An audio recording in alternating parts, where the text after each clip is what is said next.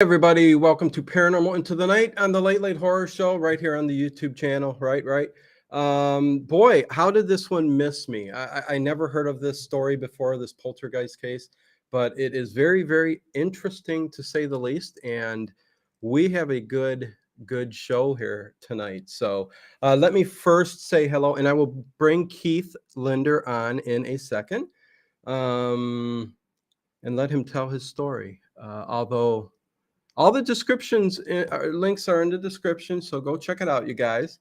Edward, what is going on? Talking about Pepe. There's a video of Pepe fighting. Come on, man. What's going on there? Sears James, Connie Clary, what's going on? Good to see you. Black Roses. WTF Horror and Sci-Fi. Good to see you, man. Definitely go check out his channel, everybody. And I am also streaming on the Late Horror Show Facebook page.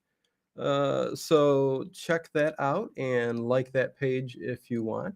Same here, Dino. It's new to me as well. Yeah, Harry Scott. Hello. So yeah. Hit that thumbs up button, you guys. Subscribe, like, all that good stuff. Share around. We are going to take our time and go through this story very slowly. I've got questions. He's got a bunch of things he's got to say. So let's get to this. Hey, Kathy, what's going on? Good to see you. Big hugs to you, man. Anyways, let me bring him on. Here we go. No intro tonight. I'm not even doing an intro.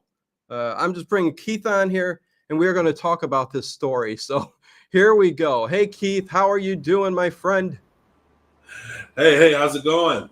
Happy Tuesday. Yes. Thanks for having me. Good to have you. You've got quite the story, and I want to hear about it. So listen, I dove into it a little bit today. So I do know somewhat of what was going on. I don't know all the ins and outs of everything, but that's why you're here. Like I said, everybody who watches this or comes back at a later time, description below. He's got a YouTube channel, which I'm getting the link down there too. I think the YouTube channel is Keith Linder, right? Yes. Yeah. Okay, so just like the name is spelled. And there is also a link right down at the bottom right now for Amazon. He does got a couple books where he goes very in-depth on everything and all the details that happened. So no matter what we talk about here, there's going to be a lot of information that's left out and that you will find in the books. So please go check that out, give it a buy. And yeah, other than that, let's get into this, man. Let's start talking about this. The Bothell Poltergeist case, right? Yeah. Why am I getting that wrong? I got it right. The Bothell Hell House. Yeah, Poltergeist, Washington State. It has multiple subset names, but okay. Yeah. So you lived in 2011. The suburb about 20 minutes out of Seattle, Washington. And you moved into this community, and a few months after you moved in, tell me a little bit about that. Things started to happen, but tell me a little bit about the community, because I am real curious if any of the households around the one you lived in also had activity. Yeah, and good question. Once again, and how this all started, it's going to sound cliche, but true. My story, others' story, they always start off innocent, as they should. May 2012, me and my girlfriend, Tina, at the time, we had been dating 2 years prior already, 2 years already. And I had my place, she had hers. And it was around May 1st to be exact, when we went to go sign the papers for our new home. We had been house searching since March, April, found this house late March, April, and today was the day to sign the papers and officially move in together under one roof. And it was just a normal spring-like day. For those who are listening, Bothell is a sort of suburb outside of Seattle, Washington, about 20 miles, 30-minute drive or so northeast of the city of Seattle. very nice community. All the homes are new neighborhood, very important new neighborhood. All the homes, myself included, were built in 2005 timeframe. So we go in and, there's very monotony, signing papers, house is empty, vacant. We do the whole, handshake with the landlord, sign papers. He gives us a bottle of wine, congratulations. And in about an hour, he leaves. It's our house now. We got 2 keys. Yeah. And it's only me and Tina in the home. And we're sitting down in the living room, the room closest to the front door. And once again, like most people do, we're just sort of getting the lay and the feel of this new home. It's a 2-story home, about 2,300 square feet. And in the middle of us talking about what's going to go where, what room is what, we hear a kid cough, and it was very loud, very distinct. I like to tell people it paused or cut into our conversation, because when we heard it, we both stopped and looked at each other and was like, was that a kid cough? Now, we don't, full disclosure, we have no kids. We don't even have pets. Right. And we're the only ones in the home. And the noise sounded like it came from one of the rooms upstairs. However, having no familiarity with the paranormal, not knowing what other precursors, if you will, we shrugged it off. And that was probably, the wrong thing to do. But what do you do with a kid cough, right? Well, yeah, I mean, who would know, right? I mean, geez, first time ever hearing something like that. But this was when you were just moving in and getting your stuff into the house. So this is right then there at the beginning, right? Yeah, this is day one, and this is very interesting that we're not even officially moved in yet. Yeah. This is just to get the keys. Days and weeks later, as I start moving in, I moved into the house a few weeks before Tina. Okay. And but she was there all the time. And I started noticing things missing, belongings of mine. Example, my extra set of car keys or a car fob that I never used, that I kept in a glove box in my closet at my old place that I hand carried to the Bothell House. And one day, upon retrieving another item, I noticed these keys gone. Now, Tina doesn't even know that these keys exist. She never really saw them. I never really used them. And when I noticed they were missing, I just was sort of upset at myself, thinking, wow, Keith, you lost these keys while moving. While at the same time putting a question mark as to how did I do that? Right. Fast forward a few more weeks now, Tina's officially moved in. Tina is coming to me asking me, have I seen her jewelry? She's finding out her jewelry is missing, or she's got a mixed match pair. One earring is missing, one bracelet is missing, which makes the other one useless.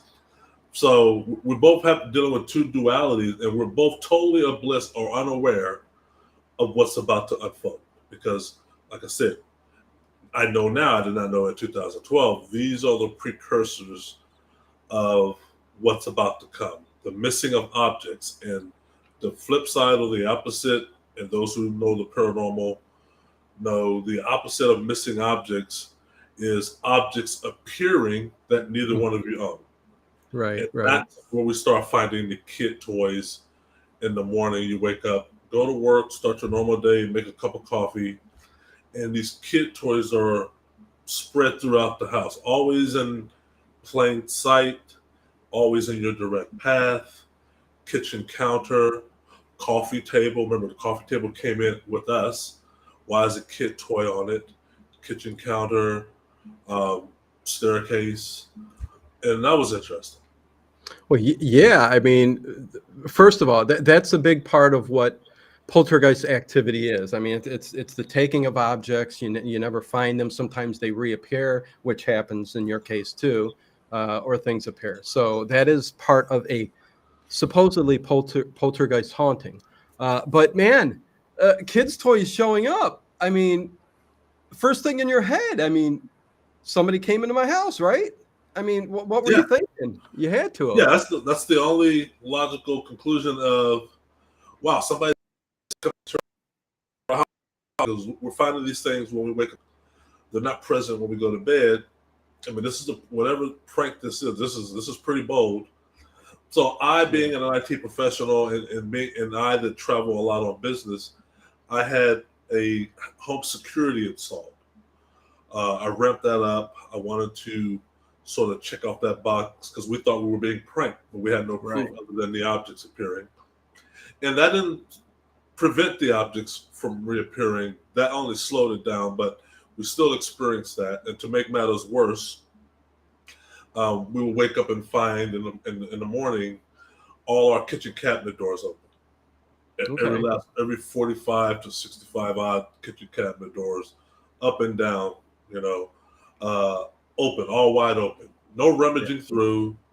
And that was unnerving. That was very unnerving. And we were like, wow, okay, that's, once again, we are nowhere, me and Tina are nowhere close to thinking our house is haunted until what I describe in my first book as the moment of truth, and every poltergeist survivor goes through this, where there's an activity that happens that you cannot easily disavow anymore. It just, and that was the night we were watching a movie, me and Tina sitting on our couch, shoulder to shoulder, we're watching TV. Mm-hmm. And Tina has this 4-foot tall plant that stands on the floor next to the entertainment center. Yeah. And all of a sudden, it's out the blue. This plant darts up in the air, vertical, darts up off the ground, levitated, and does a 360-degree spin, and then falls before us, forward towards us. So it falls in our direction. Okay. And we see that, and our mouths just drop. Yes, when you see something like that, you can't deny it. I'll stop there because there's a couple other questions that I had that I still want answered, kind of. But same situation. I think people have heard this on my channel already, but my grandparents, a lot of that kind of stuff followed them around throughout their life. When they passed away, it stopped. But there was a night when the whole family was gathered in the living room. And, this was a house that stuff like this happened to, a lot of poltergeist activity. And there was a little vase that was on the mantle above the fireplace, and it literally floated off and then just was in midair and then just dropped. So similar to that, although yours levitated, same difference, and just dropped like that. It's a very, very scary thing because we freaked out. We're like, that's not supposed to happen. So, no strings, no nothing. So I get it when you're like, that's the point where, even though I would think, and this is the question, the security system, you had cameras, right? Yep. And when things appeared, how did that look on camera? Well, when 2012, when the toys began appearing and the kitchen cabinet doors were opening, or we found them open, there was no cameras installed yet. Okay. We have motion sensors. It's the ADP security system. Gotcha. Where you arm the house when you go to bed, and there's these sensors throughout the first level of the house. But it still begs the question of, because the toys were always in the staircase. I myself cannot put toys on the staircase with the house armed that way. I myself cannot maneuver through the kitchen and open up cabinet doors with the alarm systems armed that way. So it became an irritant to me and a puzzle, and something that I wanted to get to the bottom of because I didn't know.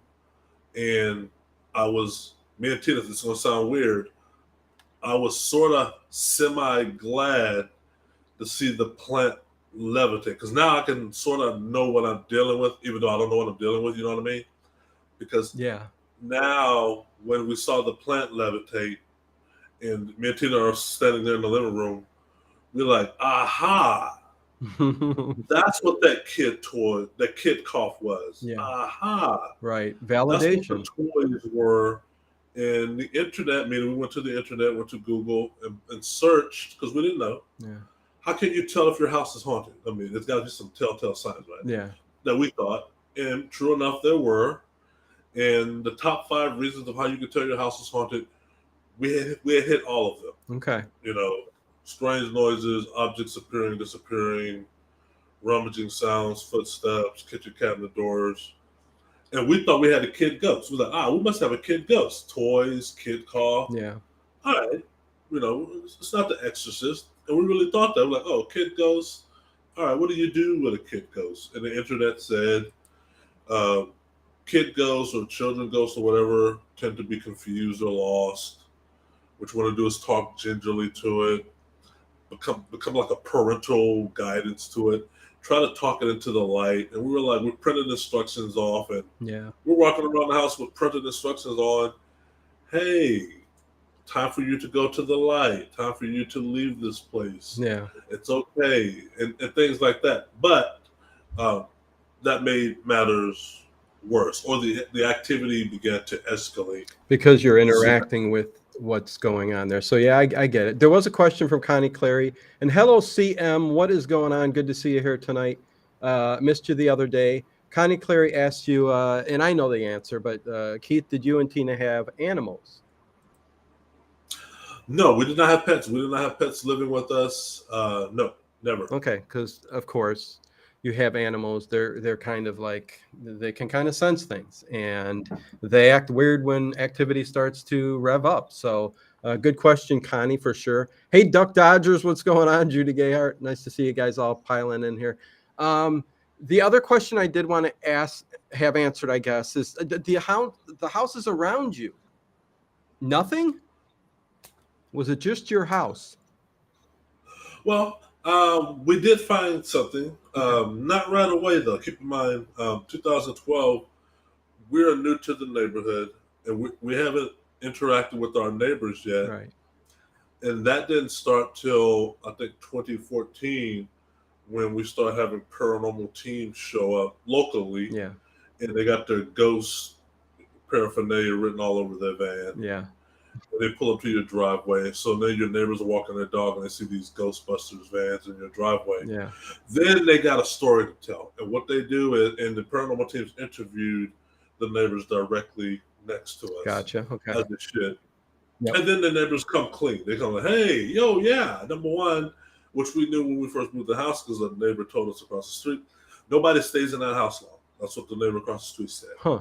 The neighbor to my right said that their dog, going back to Connie's question about pets, they had pets. And he volunteered the information of their dog in their house, not ours, in their house, does not go to any of the rooms or purposely avoids any of the rooms closest to our house. Huh. Okay.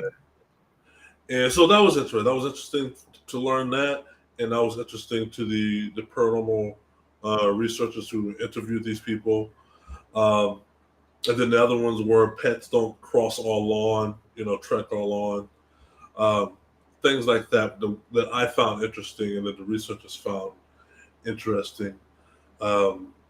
Later on, our house included, there are other houses in that same neighborhood that complain of electric or equipment malfunction. Okay. So stuff around your house was going on. So that's kind of what I wanted to kind of hear. So also in your life prior to this, nothing, right? From childhood to this house, never had any kind of experience or any weird phenomenon before, huh? No, and that was an important question that the researchers wanted to get out the way, so they asked it early on, because everybody's trying to chase after the root cause, right? Right. And so they asked me and Tina, and it's a fair question. Hey, did y'all play with any Ouija boards? Did y'all dive into the paranormal? Did you go to a thrift store and bring an object home? Yeah. Things of that nature. And our answer was no, and no. And me and Tina, Tina had her own place before moving into the Bothell house. I had my own. And neither one of us had activity. Okay. Even growing up as a kid, I cannot pinpoint to anything, that would say, how that? Oh yeah, that. Yeah. Yeah. But what eliminates both of that is, and this is good to know for you and your listeners, is in 2014, the summer of 2014, I was able to get in contact with a previous tenant of the home who moved in the home or lived 2008, 2009. Okay. And Okay. I explained that in very detailed fashion in my first and second book. And when I talked to the previous tenant, her name was Rhonda. She was very reluctant at first to divulge any information. But when she finally did, and I didn't tell her about anything that we were experiencing, I just said our house is weird. Was it ever weird for them? Yeah. And she came back with a treasure trove of, oh, hell yeah, the house is weird. Kitchen cabinet doors open by themselves. The TV changed a lot by itself. I got locked out of the house a few times. My son saw shadowy figures out the corner of his eyes. He still sees them to this day. This is summer 2014. She's telling me this. And we heard a lot of banging, a lot of footsteps. Our maid, we had a live-in nanny because her and her husband were out of town. So I had a living nanny who one day, after hearing loud bangs, woke up one night and came downstairs and saw all the kitchen cabinet doors wide open. So that, when I heard that coming from her, and they live now, or then at the time we're living in Yakima, Washington, I was sort of relieved to know that me and Tina didn't trek this in with us, you know what I mean? Right. Right. And Yeah. somebody else, a family, totally oblivious to us. 2008, 2009 Yeah. is a long time between 2012. And they lived in the house barely a year, but had tremendous activity and then just moved out. And I was lucky to catch up to them. She became suicidal in the home. She did try to commit suicide 4 times, talking about Rhonda.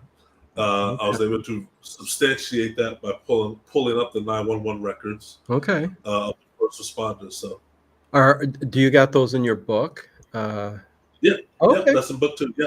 Okay. Nice. Nice. Okay. Lots of information backed up in the books then. Very cool. Very cool. Yeah. And listen, I mean, it sounds, doing this for as many years as I have, and you probably going through this for as long as you have in the research you've done, it does definitely, and we've got a lot more to talk about, but it definitely sounds like it's kind of some kind of portal in that area, and there's many portals all across the world that, tragedy happens. It Yeah. Even a lot of emotion in certain places can trigger these portals that allow spirits, demons, whatever, to come and go as they please.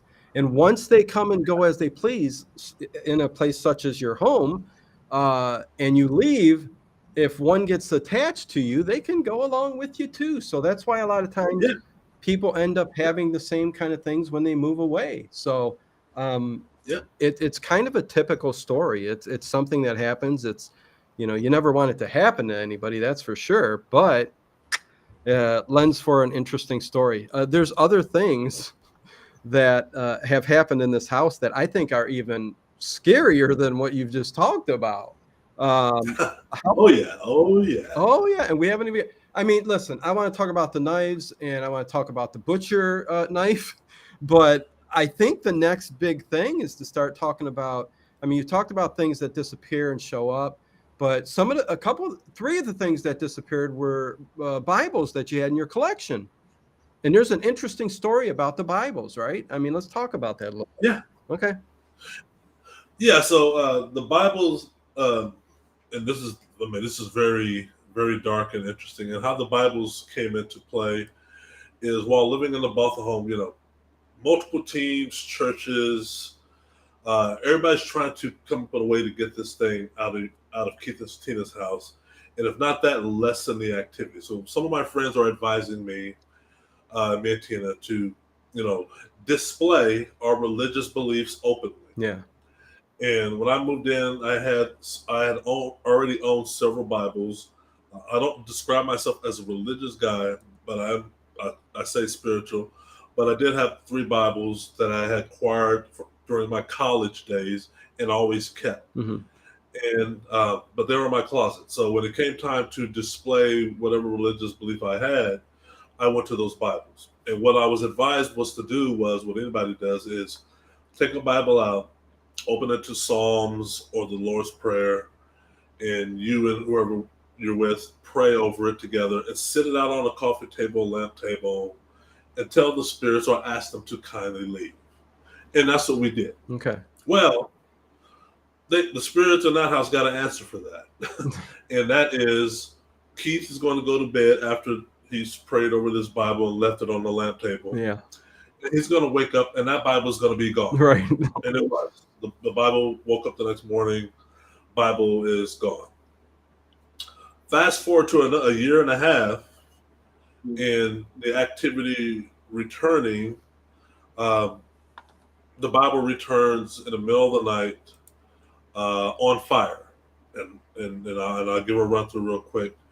We're asleep, me and Tina are asleep. We had tremendous activity before going to bed. We're exhausted.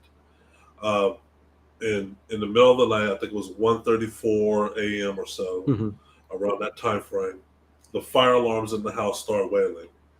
Now, keep in mind, up until now, we've not had any fire activity. I didn't even know it could get to this level. Right. But so they're about to break us in.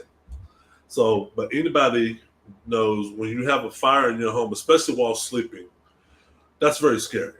Just put the paranormal aside. Fire by itself is very scary. So we wake up, I dart up out of my bed, and I see this light illuminated from the doorway of our bedroom. I open the door. This is more me reacting than anything.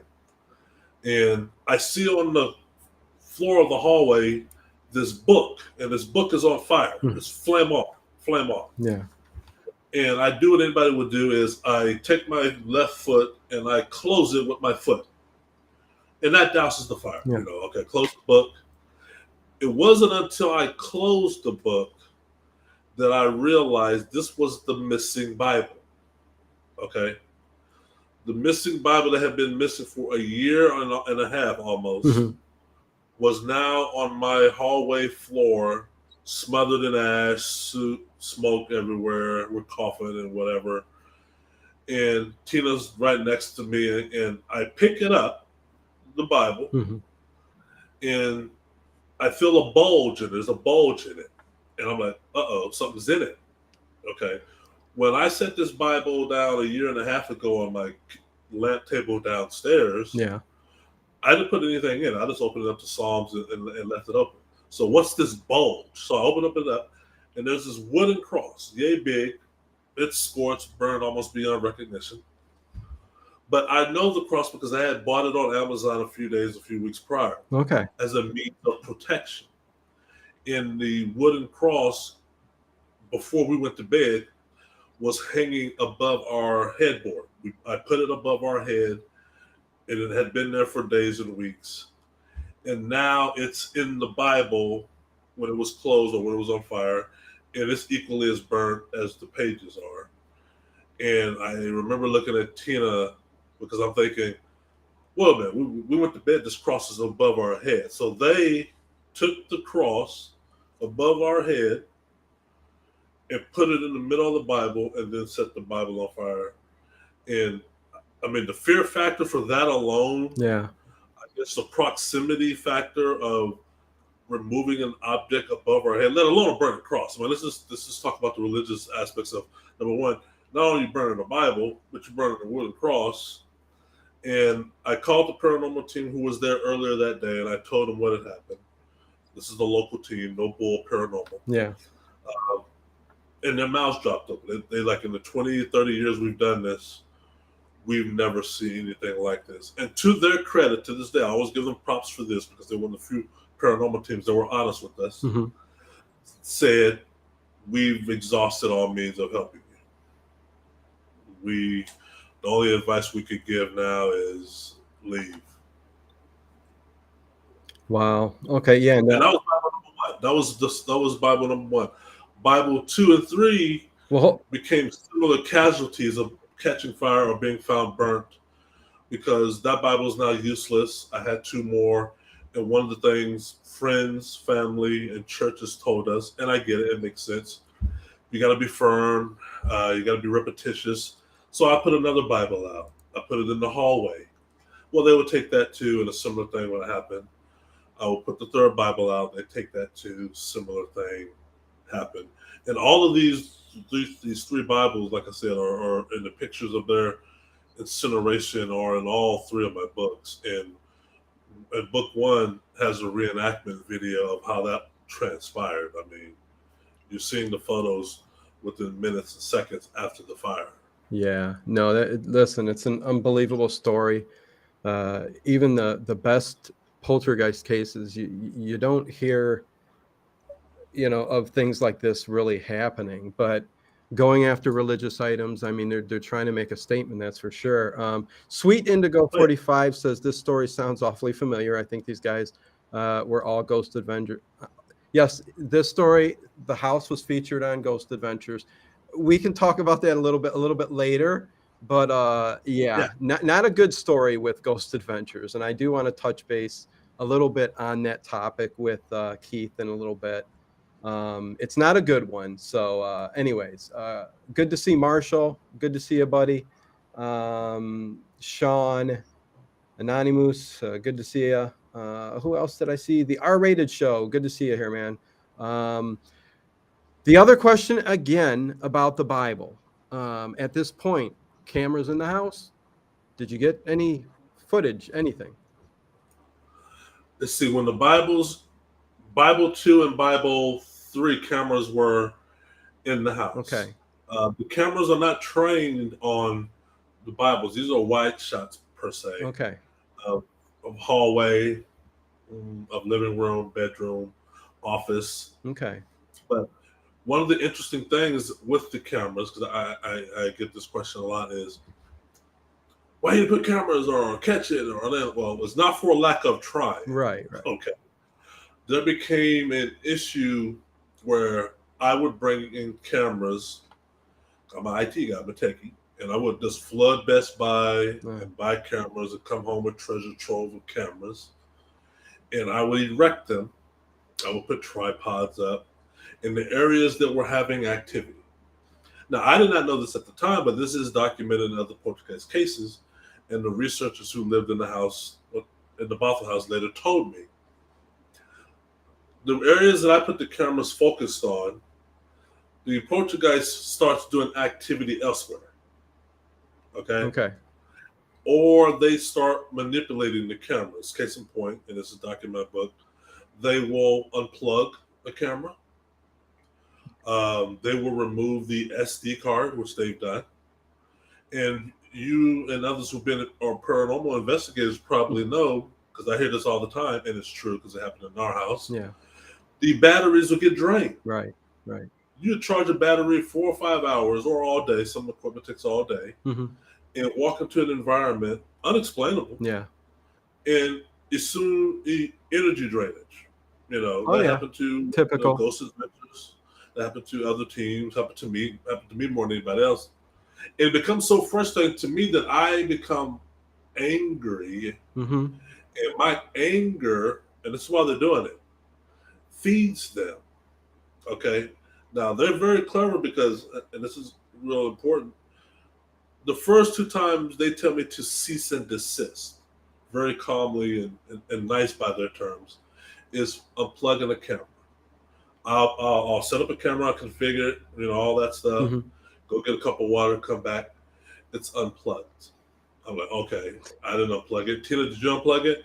No, I'm not even around the camera. Yeah. I plug it back in. 30 minutes later, the camera's turned around. It's facing the wall. It was facing the hallway. Now it's facing the wall. Yeah. Somebody turned it 180 degrees. So I'm getting upset, and I blurt out loud, "Stop messing with my cameras." Like that's going to work. Right. So they give me 2 warnings to cease and desist. The third warning is we're just going to do 2 things. And they did.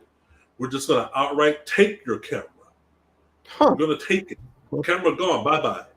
We'll leave you the cord. And that's what they did. You got the cord. So your entire camera disappeared. Camera gone. Or, and this happened, or Like I said, they give you 2 warning shots. Or we're going to just obliterate it. Okay? And by that, I mean your camera, when you come back to it, Keith, it's all crumbled and disfigured. It looks like it's been put through a blender. This happened. This happened. Okay. So now pictures of this in the book, maybe, or yeah. All that's documented in the book. Yeah. Okay. Oh yeah.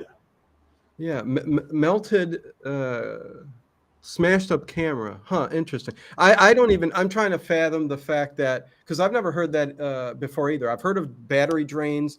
I've never heard of the actual smart card or SD card being taken out of a camera.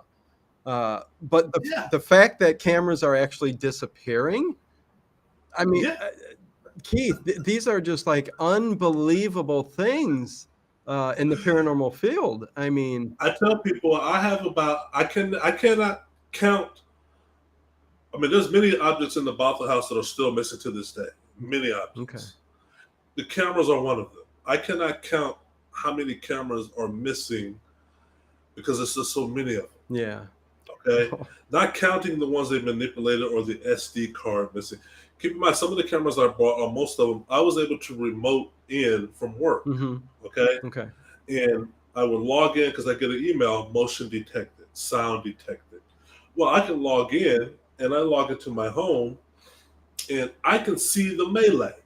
All right. I can see, oh, wow. Okay.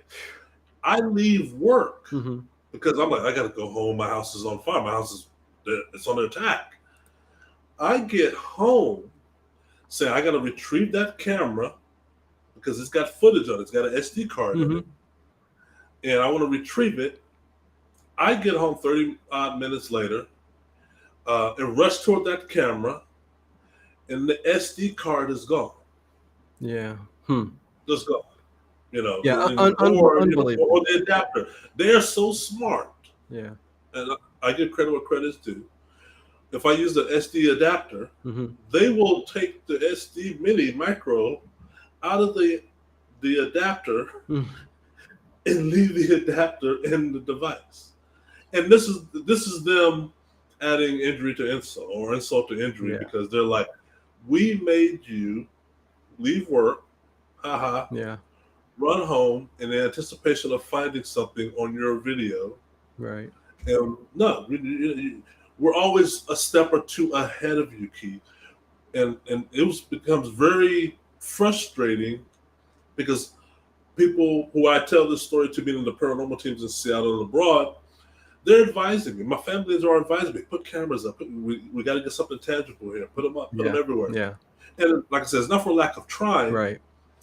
But what paranormal teams who came in the house didn't realize, and I did later on, is while I'm setting up cameras in my hallway, bedroom, or wherever, they're looking.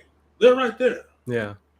This is not a place where you walk around a building downtown is being built, big hole in the ground. They got the wall erected up where you can't see. Right. And voila, the building's there. No, they're right there next to me as I'm setting up my cameras.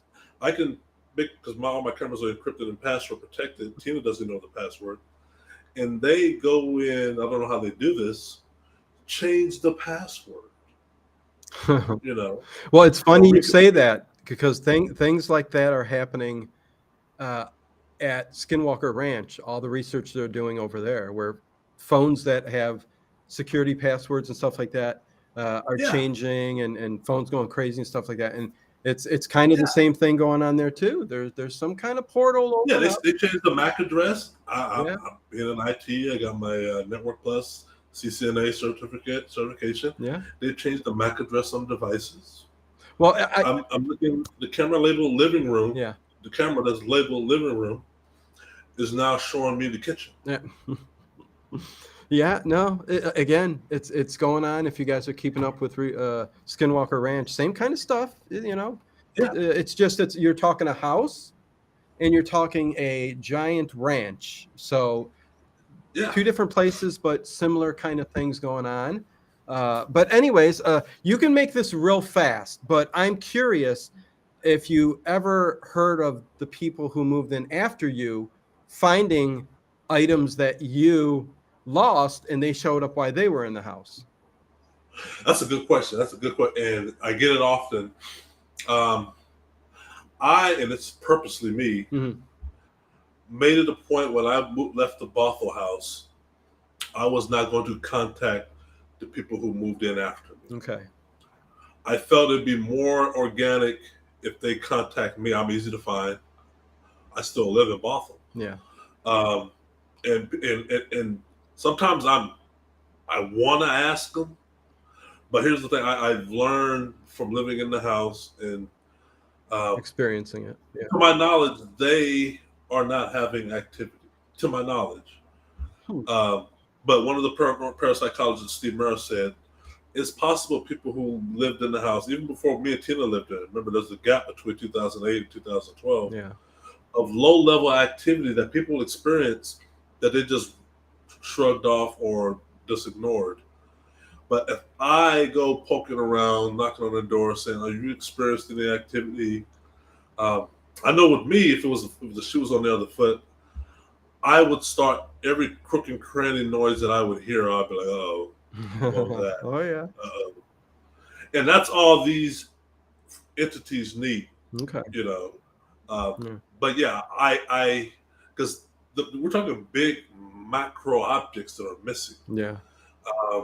In my book 3, I throw a lot of theories as to where does this stuff go. You know, the kid toys that came in our home, and you know, these kid toys were dated. These were 70s and 80s kid toys.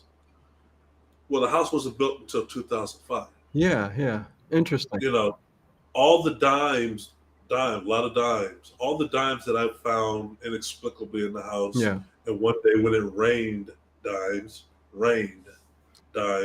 rained dimes. All the dimes had the date 1969 on them. Yeah.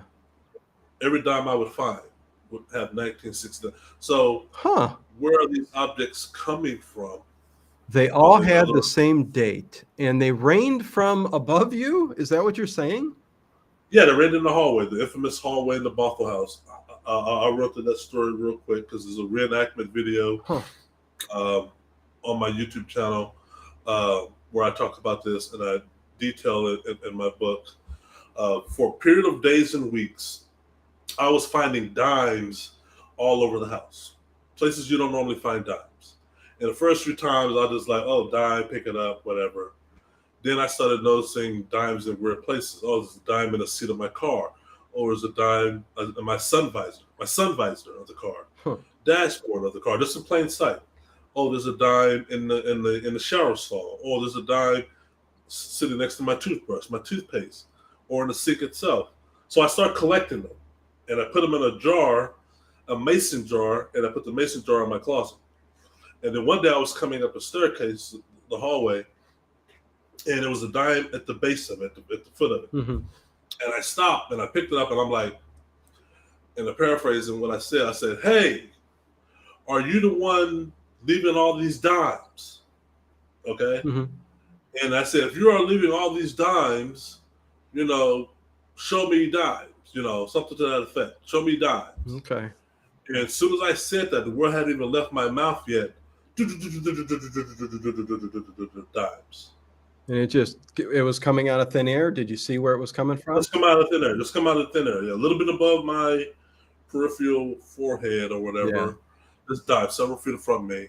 Yeah. And yeah, interesting. I mean, like there's all 1969, those dimes and the dimes I already collected, all 1969. Yeah, so why that was happening, who knows? The year could be significant for some reason, but do we know? The only thing I can think of is, and like I said, I was born in 1969. That's the year I was born. Okay. That's the only thing I got.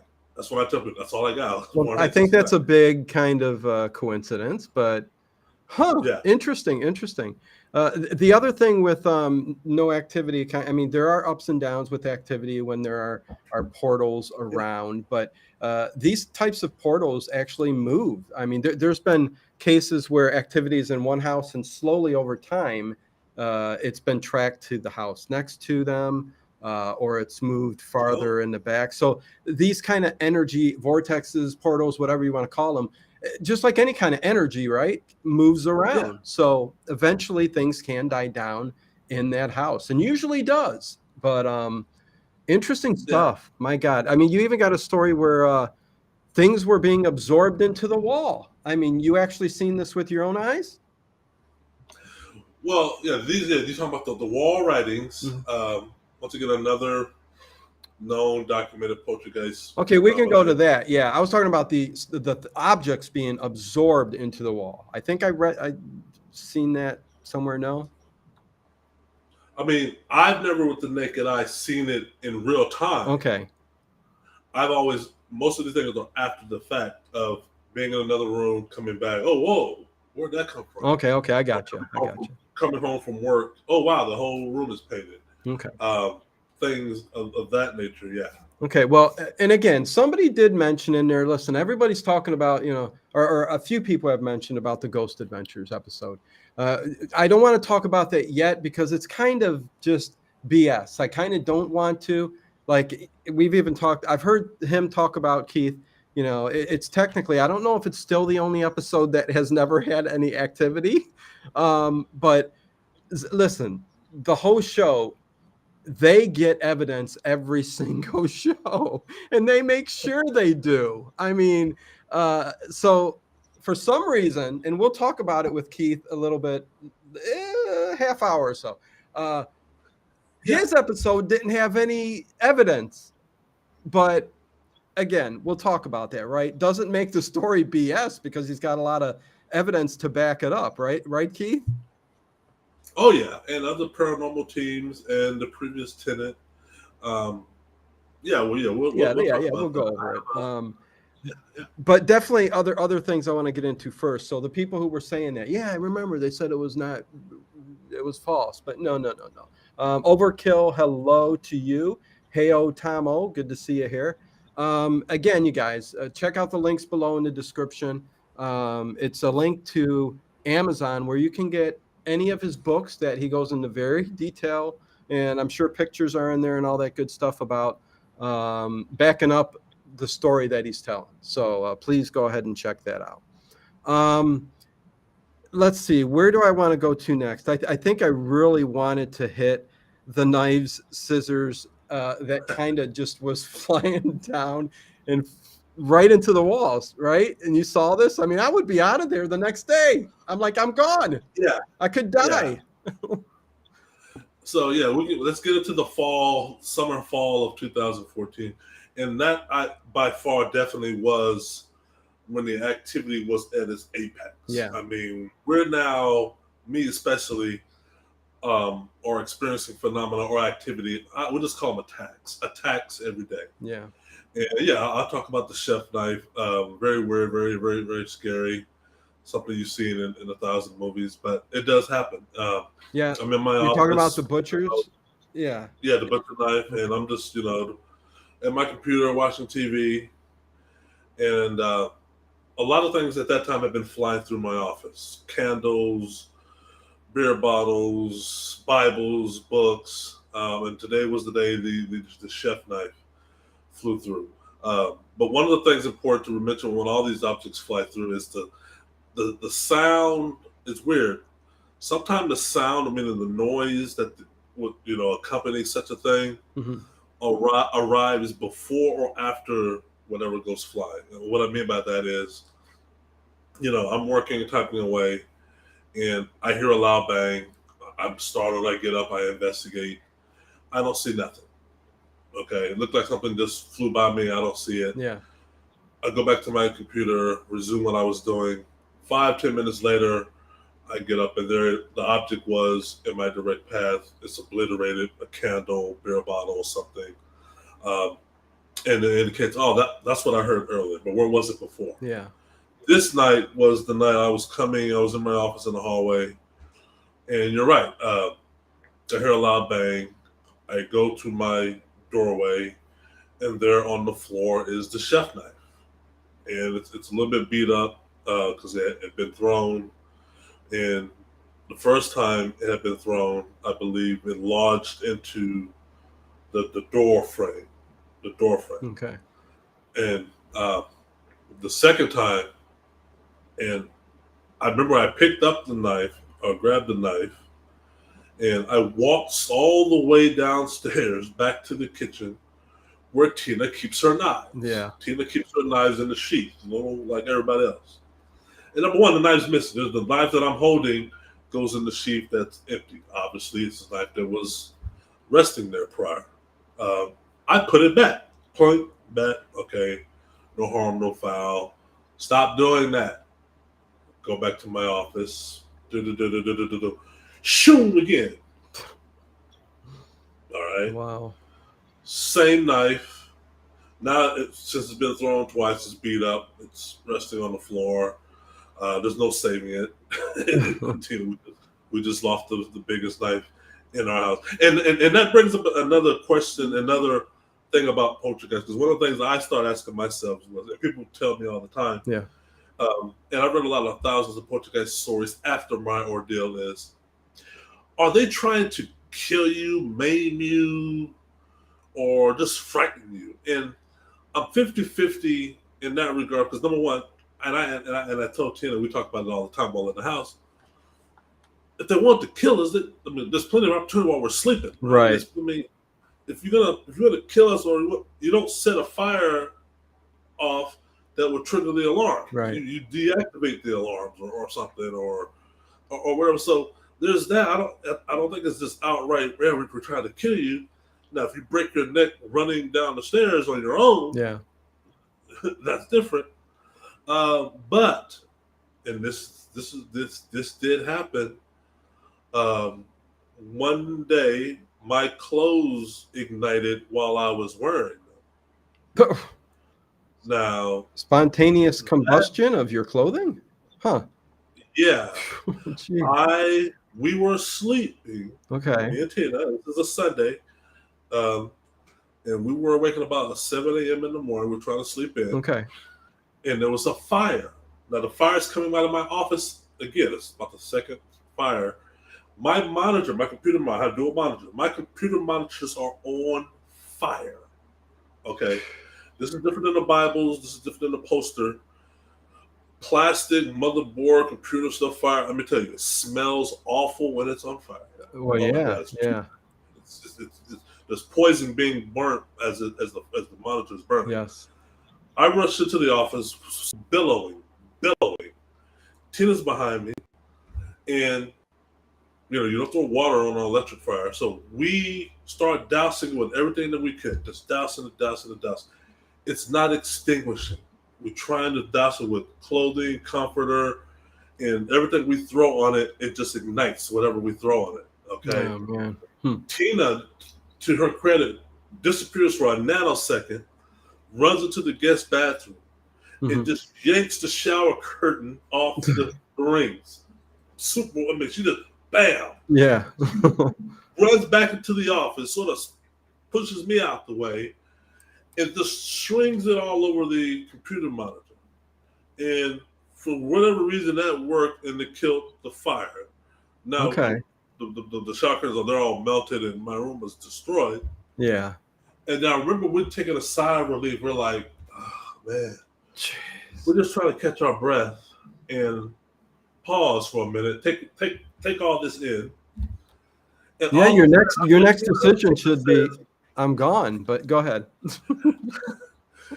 Tina says, because Tina's standing behind me, yeah, and we're taking this in. She says, "Your clothes is on fire." And before I could comprehend what she's saying, like, what are you talking about? Yeah. Tina, once again, to her credit, yanks my shirt off of me. Okay. And throws it to the floor. And you can see my shirt, the bottom, the hems part, the bottom portion, are smoldering and burning. Yeah. And I look at it, and she's stomping it. I'm stomping it, and I describe this in my book. That whole ordeal. I remember we're sitting in the hallway now. We're just like this now. We're sitting in the hallway now. Yeah. And I didn't share this with Tina verbally. I said it to myself. I don't think we're going to make it out of this house. And I tell people why I said that. Mhm. I've already made the decision early on with the first poster fire that I'm not leaving, that I'm not going to be run out of here. Okay. And it was that moment when my clothes was on fire that I realized, because they never did that before. This is new. Yeah. I've been having knives thrown at me. I've been attacked while traveling on business in hotel rooms. I've had sheets and pillows yanked off me while sleeping at home and abroad. Wall writings inside my car. I can't fight fire. I can't fight fire on me. Yeah. I Right. can't. So yeah, that was That we was were beat down that day. We were beat down. okay, and that kind of got you maybe to that point. Listen, there's tons of things. Keith, man, there's way too much to talk about, and we're an hour in. Listen, hello, Travis DeLuca. Good to see you. Good to see you. Okay, there are two things I definitely want to get into, even though I had questions there too. At this point, you're finding out that there is an attachment kind of too, because you're going to hotel rooms and everything else, and you said activities happening there. You're out of the house, things are happening. But I don't want to talk about that. I want to get to the next thing. I want to get to the wall writings, like Yeah. things that appear on the wall that I don't know if you're going to tell me exactly. Kind of beat around the bush. I know it's in the book exactly what it's made of, but I'm curious, like what that material is that they're writing on your wall with. Yeah, well, there's several, and we have to treat it like all things in this house. The wall writings began gradually as well. The first Okay. wall writings that we have were the upside down cross Hmm. and a few 666s that were written in the spring of 2014 that were written in sage ash. Meaning, Okay. we at the time were using a sage stick. We wave it around, Okay. leave it on the bookshelf, go to work, come back. It was once this big when we left. It's now this big, and it's resting near my keyboard. So somehow, we don't know, but somehow they used the sage stick and wrote upside or drew. Okay. So there's that. We come in with warm soap and water, bam, knocks it out in 20 seconds. Okay. Okay. Now they're going to start writing with things that are more harder to remove because we're told whenever they write something, remove it immediately so they don't gain a foothold. Okay, whatever. So we do that. Now the substance are becoming more hard and painstakingly to remove. Black oil, black paint. Used to be where you can just use warm soap and water. Now it's requiring me going to the paint store buying paint buckets. Now I got to paint over whatever they've written. And you don't solve the problem. To use a cliche, you just sweep it under the rug because all they're going to do is write over what you just painted. And they do. But it's a different substance. So now when they use a different substance, my paint or whatever substance they use is bleeding through my paint. Now I got to go buy stronger paint, stronger primer. So there's an escalation going on that I don't know about that they're doing with the substance. Then came the acrylic black oil that was remaining on the walls when Ghost Adventures arrived. That was written on all the walls that appeared Halloween night 2014, November 1st, 2014. This is the black oil of the upside down man symbol 666 on every room and wall in the house. And that became almost impossible to remove, even with paint, or require extra layer. And people don't understand this and the missing objects, the missing cameras, the damage to the property, the fires. There's a financial money involved. This is coming out of Keith and Tina's pockets. Yeah. So people always say, "Oh, y'all faked it, y'all hoaxed it." Oh, I'm burning my own office down so I can pay for the damages. Okay, that's weird. So now I did have the oil tested. Fast forward to 2016, where the oil was finally put into a laboratory to test by me. No other paranormal team thought to ever test it. I did. And when we came back, the wall analysis came back as bone black.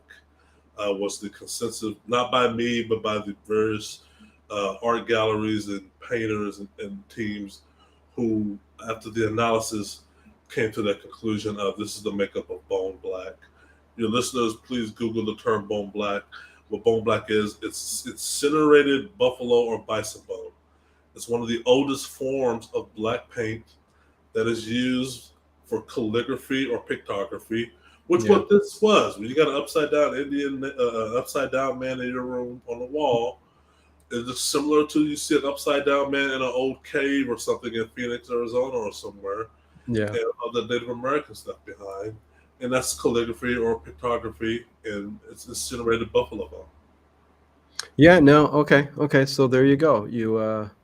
I wasn't sure you were going to say exactly what it was. I didn't get that far into the research that I was doing, but I knew it was interesting, and I knew it went back to kind of an older style of, writing on the wall. But you did have some psychics come in too, and I'll quickly go over this too because I want to get to the actual spirits that you did know of in the house. But what did I just say? Keith, throw me. I wanted to get to something else before we talked about the ghosts. Oh my God, let's just go on to the ghosts. That's how quickly something could pop into my head and out. I'm like, wait a second, I'm missing something. Oh yeah, the psychics. Okay, there we are. They talked about the settlers that they were picking up on. There was a Irish settlers that came in. And they believe that maybe some of the homes and the development was built on top of Yeah, perhaps their graves and where they were buried.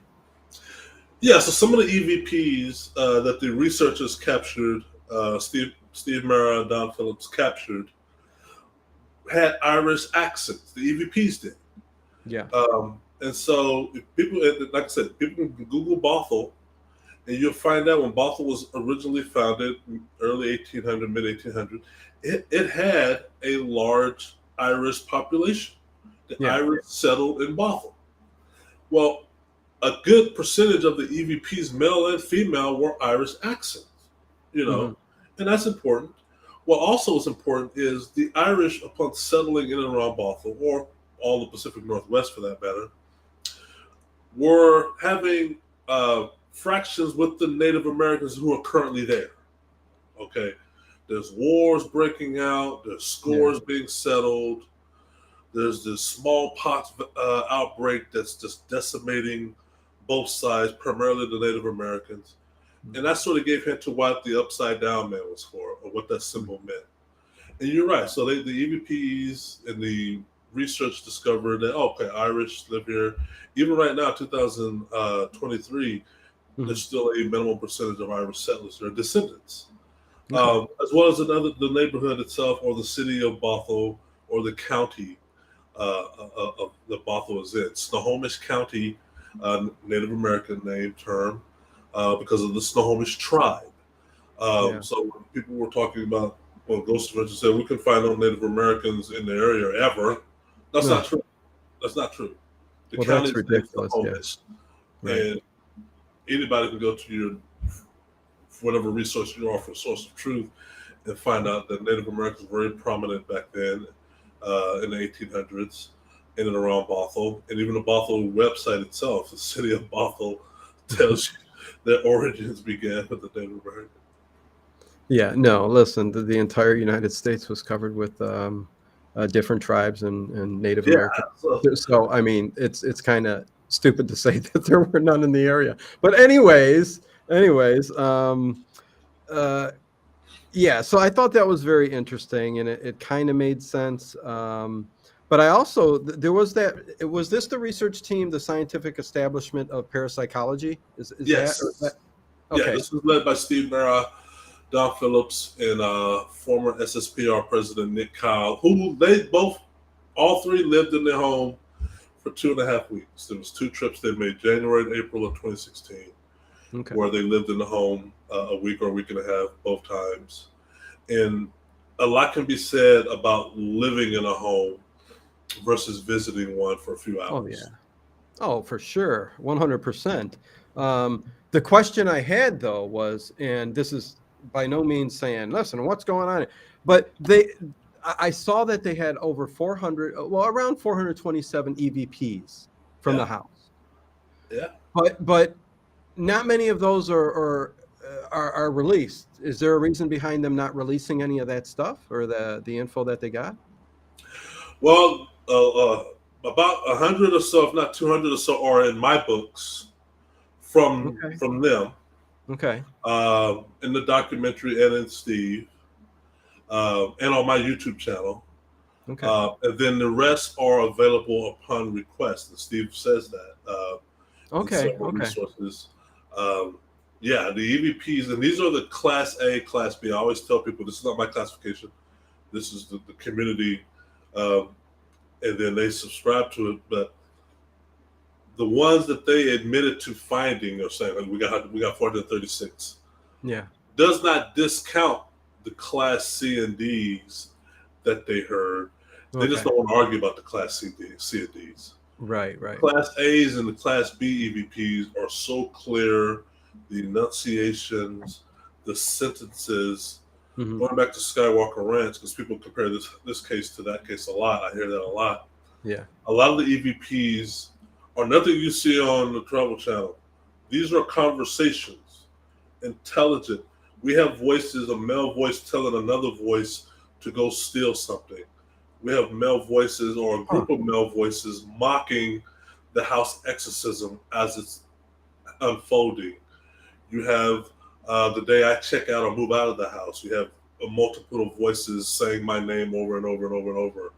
You have one telling another spirit to do this. They're trying to guess what the equipment is. Sometimes they get it right. Sometimes they get it wrong. There's an EVP on my YouTube channel where I'm sleeping. Houses, the hallway's completely black almost, and you hear a loud bang, boom, and then underneath that you hear a male voice. I don't know who he's talking to. He's not talking to me because I'm scared as hell. I just been woken up. He tells you hear a male voice say, "You threw that too hard." Huh. So, okay. Yeah. Okay. So how many EVPs are on your YouTube channel? Like, where can we find the bulk of these EVPs to listen to? Well, there's not one video that says all the EVPs are here. It all depends what the subject matter is of the EVP. So there's over 400 videos on my YouTube channel. Start from the beginning because you're going to get it's a video diary of all the events in the home. Okay. First 100 or so videos are me and Tina, lights going off and on, da da da da da. People, not myself, people who have listened to videos have come to me and said, Keith, I live in Australia or somewhere. I live in Denmark. I listen to your videos. I found a voice. And they send it to me. I listen to it. I review it. Oh, yeah. And I send it to Steve, Mara, and all the others to get it validated. And we ran that through the ringer.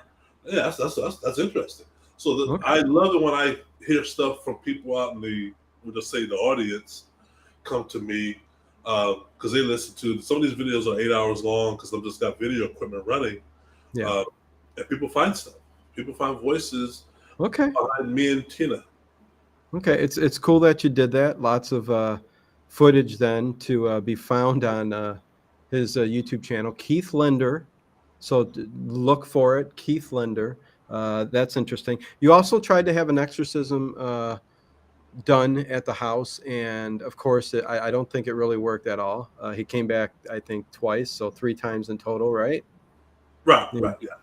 Yeah, so which, listen, it's understandable if you're in the paranormal field for a long time that sometimes it doesn't make a difference. Sometimes it doesn't. Yeah, there's no silver bullet, and you're right. Sometimes it doesn't, yeah. Yeah, but let's get to some of the things you actually did see there. There's the gray woman. I'd like you to talk a little bit about the gray woman, the elderly woman that you seen, which you say had kind of a mischievous look on her face, but also a confused and go ahead. Yeah, so the gray lady, rewind back to, now we're back to summer of 2012. This is early on in the home. Okay. And I'm in my office. Tina's taking a bubble bath. And at that time, we had been having the loud banging, the footsteps, and all that, and occasional light flickering off and on. But this night, I was in my office, and all of a sudden, the light goes off in my office. The light goes off. I hear a click. Mm-hmm. Okay. So I instinctively turn toward the direction of the sound. Yeah. I'm thinking it's Tina playing a practical joke on me. And I want to admonish her because we told ourselves we're not going to do ghost jokes on each other. We already got ghost problems. Right. But I push away from my desk and I look toward my doorway, which is where the light switch is, and where I heard the click. And there's a woman standing there. And she's all gray.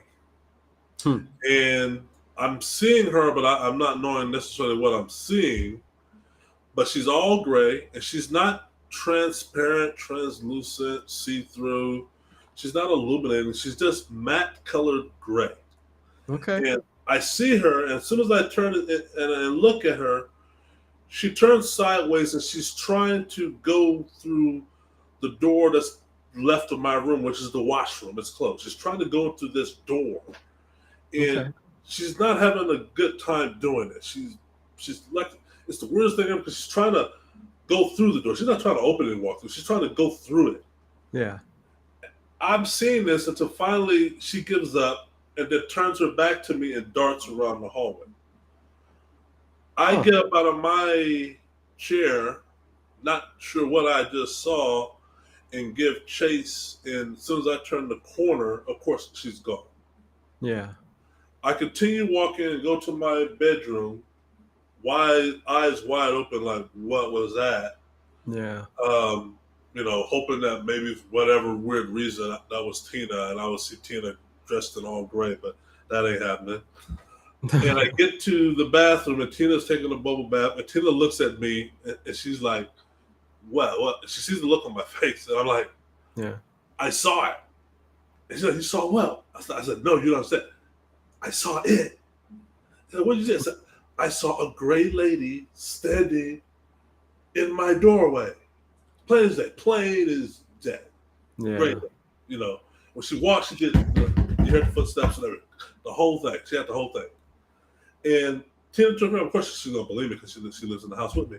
Yeah. And, the gray lady, yeah. Yeah, I find it interesting that you couldn't see through her, even though she was matte gray and all that. Seems like she had some kind of solid substance to her, and she couldn't get through the door. Movie. It was like watching a movie play with just her light sitting in the doorway. And you're right, she had a look of she had mixed reactions going on in her face. She looked lost, confused, but mischievous. Yeah. And like she meant to do that. But I talk about this in my book. There's a chapter or two called The Great Lady in both my books. Where I say, okay, well, if she couldn't go through the office, to the washroom door, then why she turn the lights off? She didn't have an exit strategy or right. Like I'm how you and I are. I'm gonna turn off Keith's light, and then I'm gonna disappear in this room right here. No, it's like so. And that still bothers me to this day, and you should, this, I will see her again in 2014, but this time I see her, she's 100% white. Okay. See-through? Not see-through. Okay. Same hallway, almost like a similar night, except I'm watching TV now, I'm not at my desk, and I'm hearing this rustling noise, like paper rustling, leaves rustling. Okay. And I know where Tina is because Tina is outside in the driveway washing her van, watching her SUV. So I can hit Tina in the driveway. She's running the vacuum cleaner. In the hallway, there's this loud rustling noise that I'm just ignoring while I'm watching TV and multitasking. Yeah. So finally, I'm just like, man, what is that noise in the hallway? So I look at the hallway, and the rustling noise, as soon as I look in the hallway, the noise gets louder, and then the white lady comes across the door like that. And she's all white, and she's like holding something. Look, I say laundry, but I'm not sure, but she's holding something. Now, going back to the previous tenant, gray lady 2012, white lady 2014. By the time I saw the white lady, I have had multiple interactions with Rhonda, the previous tenant. Multiple video chats, phone conversations, whatever. When I saw Rhonda and I saw the white lady again, I was able to put two and two together that both gray lady and white lady apparitions Yeah. looked exactly like Rhonda. Huh. Really? Okay. Looked Interesting. exactly like Rhonda. Yeah, both of them did. Both of Wow. them. The only difference between both apparitions was their color, gray and one being all white. Huh. Full body, not translucent or see through. Yeah. When they walked, you heard them walk. Yeah. Yeah. Um, I don't know what Interesting. the rustling noise was, but I found other poltergeist cases where house occupants talk about a rustling sound of paper or leaves rustling.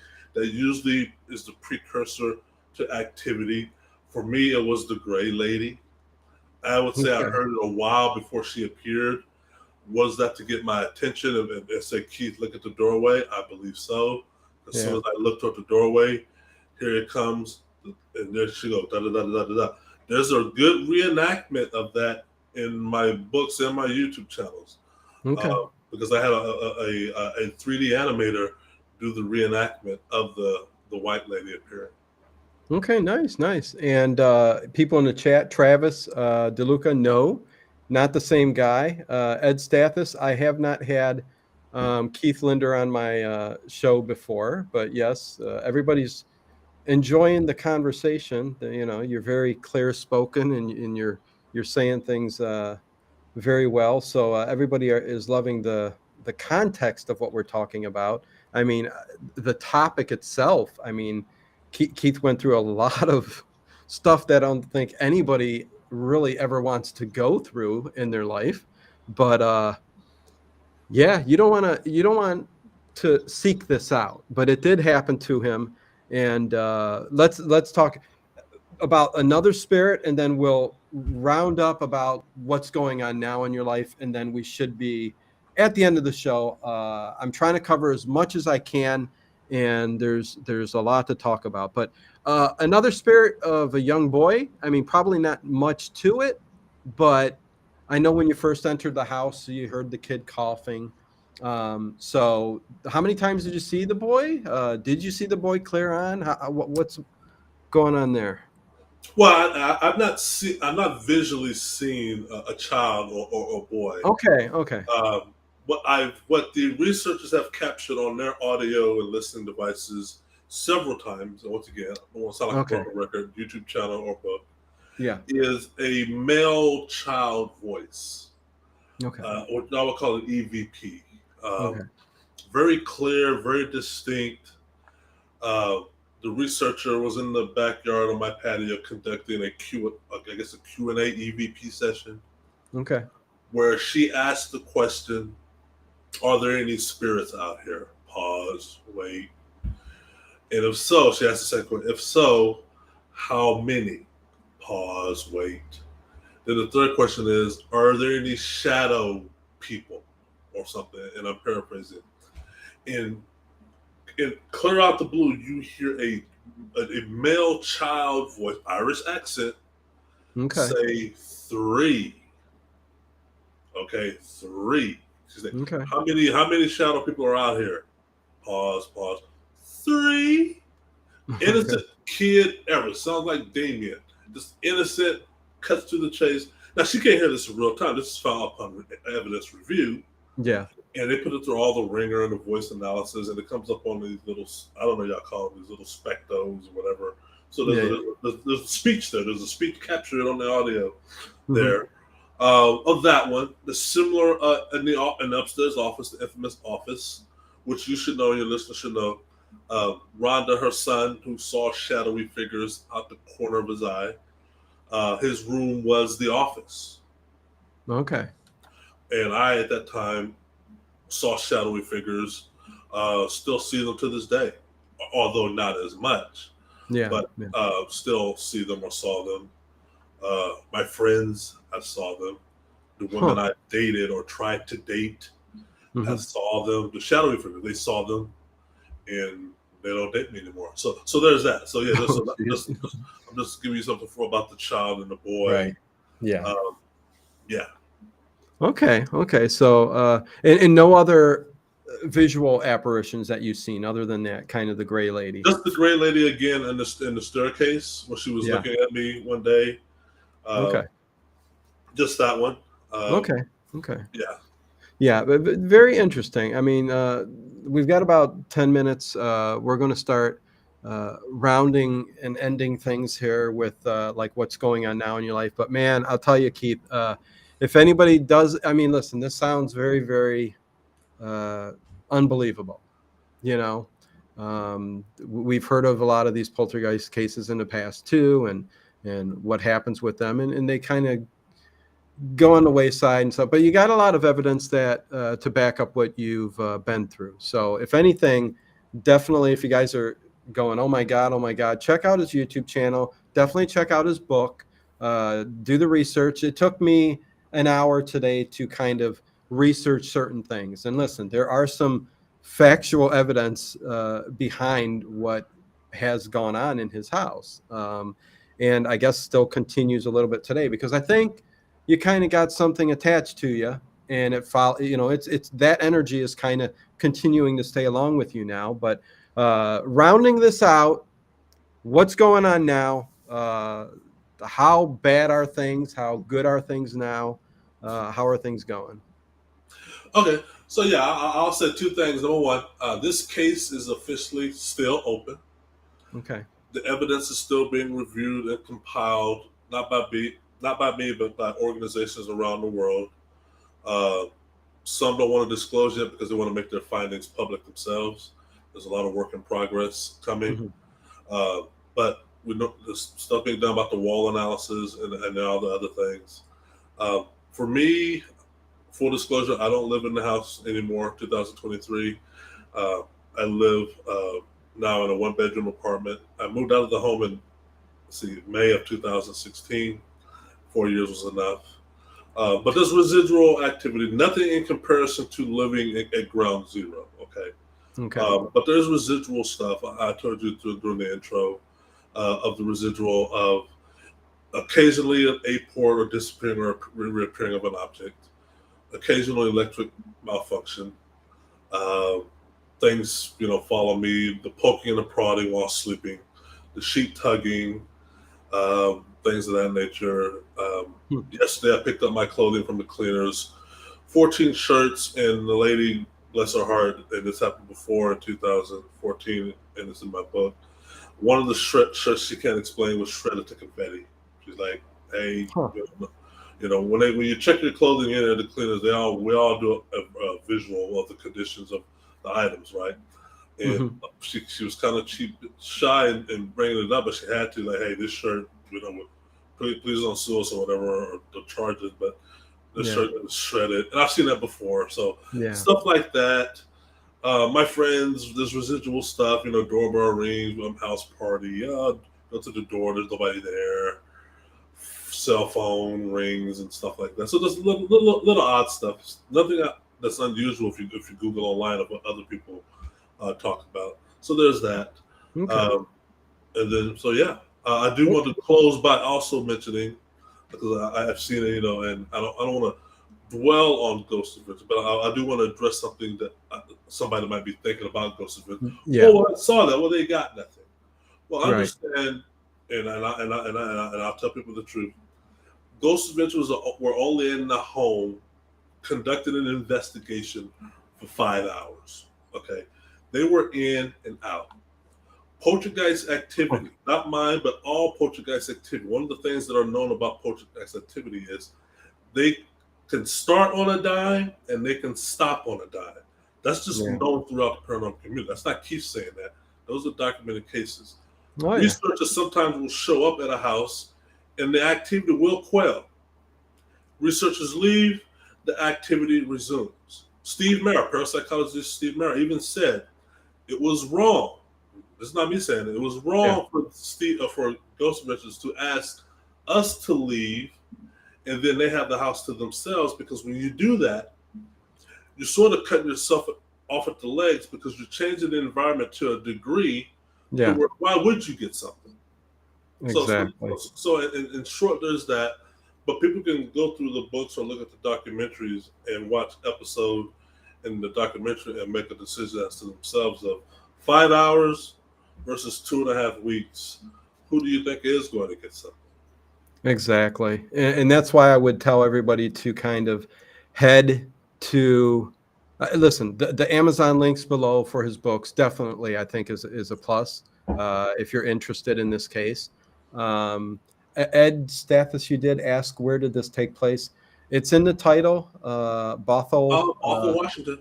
Yeah. So, but again, start from the beginning, Ed, and you definitely will hear what we're all talking about here. But definitely the links below for the books. But go to the YouTube channel because he's got, I mean, hours upon hours upon hours. He even goes in, I think, for 30 minutes talking about the Ghost Adventure thing, which I watched the whole thing today and makes 100% sense, and I get it and I understand completely. And I thought that way maybe 8 years ago, but listen, people can make their own decision on that. Good thing Dino runs an all-night stream with live chats. There's yep, you better believe it. But so yeah, give him some support. I believe you're still continuing in on this journey. It's something that happened in your life, Keith, that you're probably going to always be continuing this journey on trying to figure out what happened and figuring things out, right? Yeah. One question begets more questions, one answer begets more questions. Exactly. How did the black oil, we know what it's made out of, but how could you put it on all the walls in such a short period of time? We do know, because we put the material through micro magnifying glasses and magnified it 2,000 times, that it would suggest the black oil materialized through the structure.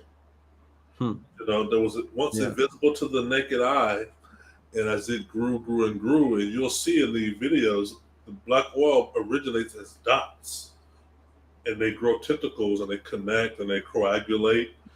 Finally, they come into view, and that's what you see on our wall, and it begs the question, was all that stuff manifesting, meaning in the micro level, we just didn't see it till one day you come home and, there's there, sort of like mold, like time lapse, time lapse, or was it sped up?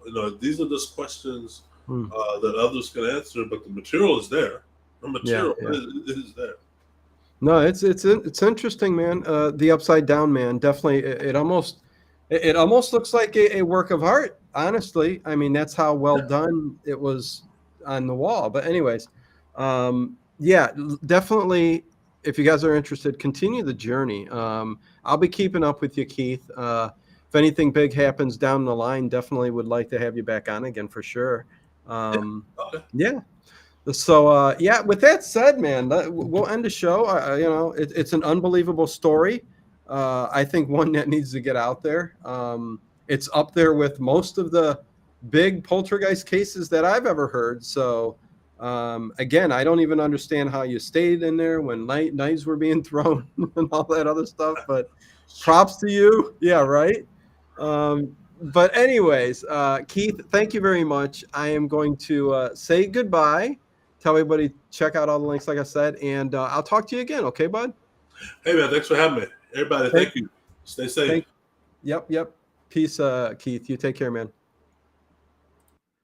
Okay, so there you go, Keith Linder. And like it says, do your research, you guys. The Bothell House Poltergeist case goes by other names, but check out Keith Linder, his YouTube page, because there's way more than enough information on there to figure out and make up your own mind on what's going on there. So I would definitely recommend that. And yes, listen, down the line, my door is always open. I would love to have him back on and talk more stuff. So for sure.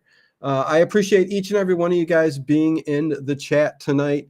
And overnight tonight, just by happen chance, the stream will be a spooky stream all night long. So you guys will be able to enjoy that tonight. It's a little mixed compilation, so you guys get a little bit of everything. So there you go, you guys. So with that said, I am going to leave you guys go and get ready for the overnight stream. With that said, wait, that was just bananas, Dino. Such a good stream. That was just bananas, Kathy. That was just bananas. Listen, oh, I love you, Kathy. You're awesome. I love you all. But man, that was just bananas. I like it. I like it. Good stuff. Adam for Christ, I don't think I said hi to you. I tried to say hi to everybody who I saw come in. Again, good to see you, CM. We got some good stuff coming up. The Exorcist this Saturday, okay? There's some, listen, without a doubt, there's good pictures of that, right? So we should be able to caption that with no problem. How about Reagan standing in the room with the yellow lemonade on the floor, can we say? What are you guys going to caption there? But what is Keith's channel name? I didn't see it in the description. It is his name. It's in the title of the it's the only thing I didn't put in the description, which I will get in there. But it's Keith Linder, just like his name. So Travis, it's Keith Linder. Easy to find out. Even if you put Bothell House in there, his channel will come up. You'll see him. So it's very easy to find out. And Sweet Indigo 45, good night. Good to see you here. The Exorcist of Barf Bag. Okay. Anyways, I'm getting out of here, you guys.